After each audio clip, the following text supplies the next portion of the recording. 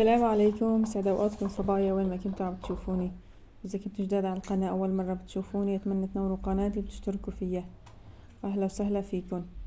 من اليوم راح نسوي معروق بالقريشة والزبيب. طعمته كتير طيبة وبعجينة كتير طرية وبتضل تازة لتاني يوم، بتضل طري. معنا اول شي 4 كاسات طحين، كيس فانيليا، ظرف فانيليا، وربع معلقة كبيرة محلب، كاسة كبيرة مي تكون دافية، 3 معالق كبار سكر،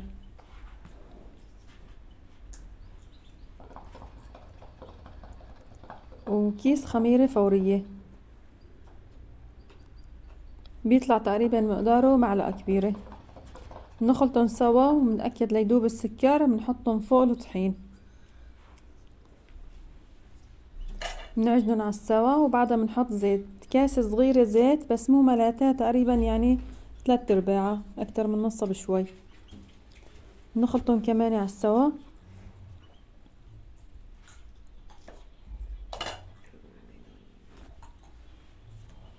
وبعدها بنعجن شوي شوي، بنرجع بنحطلن مي كمان، نشوف شو قد ياخد مي معنا. هون اخد مي معي 1.5 كاسة، واخر شي معلقة كبيرة زبدة كمان بنحطها اخر شي هدول بعد ما نعجنه، وبنعجنه مزبوط حتى تصير عجينة طرية معنا وناعمة.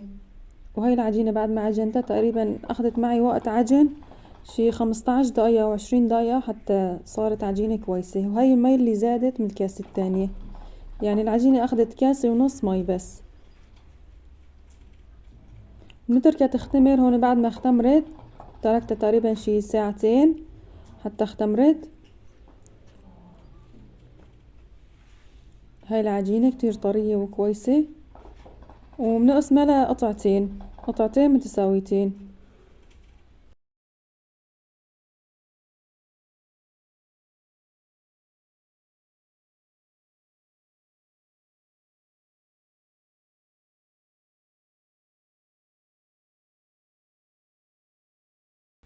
بنرش شوي طحين وبنمد اول طبقة بالعجينة، بنرقها بالشوبك بالسمك اللي بدنا هو، او حسب صينية الفرن، يعني ما بنرققها كتير.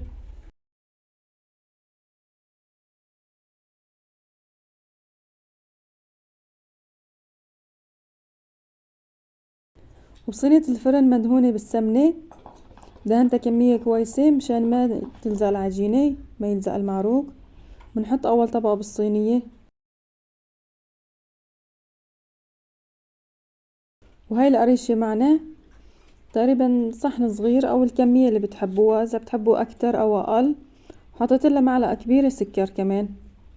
هون انا حطيتها كلها، طلعت يعني مقدارها كتير كويس، ما طلعت كتيرة على العجينة. بنمدها على السوا بالصينية بالتساوي، ما بنجيب على حراف كتير، شوي هيك شي تقريبا اصبع، مشان لما نحط الطبقة التانية يلزقوا على بعضهم. بعد ما مديناها بنحط كمان فوقها زبيب. انتو ايش بتحبوا كمان مثلا تحطوا بقلبها؟ كمان بيطلع كتير طعمته طيبة. بدكن جوز هند، بدكن اي شغلات كمان بصير طيبة.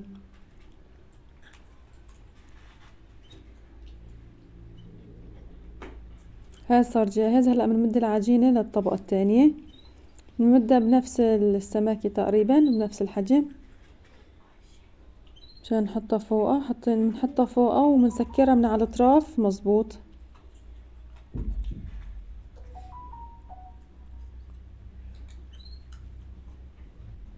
بعد ما سكرناها من الاطراف بنتركها كمان تقريبا شي ترتاح شي 10 دقايق.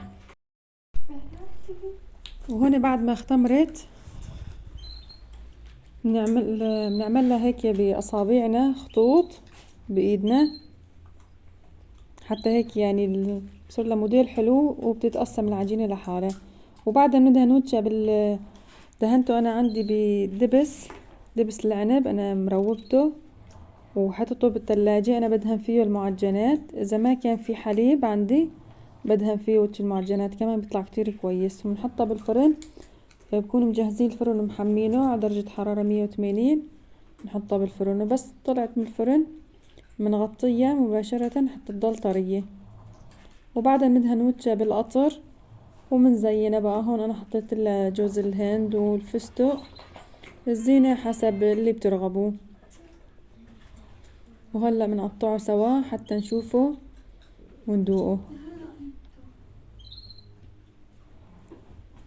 هذا المعروك طلع كتير طيب وطري وطعمته كتير طيبة، والقريشة طلعت فيه كتير طيبة طعمته. وبتشكر كل حدا وصل معي لنهاية الفيديو. أهلا وسهلا فيكم، ونتمنى تشاركوا الفيديو مع أصدقائكم، وما تنسوني من اللايك والاشتراك بقناتي. وأهلا وسهلا فيكم جميع، نورتوني، والسلام عليكم.